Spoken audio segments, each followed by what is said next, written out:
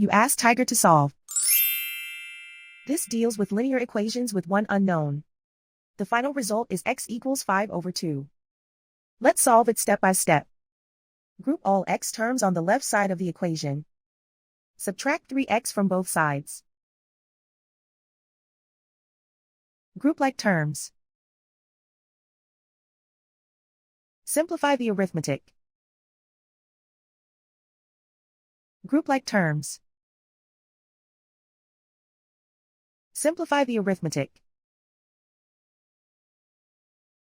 Group all constants on the right side of the equation.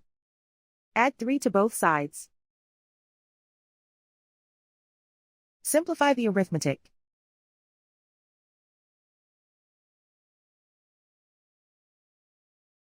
Isolate the x. Divide both sides by 2. Simplify the fraction. And so the final result is x equals 5/2.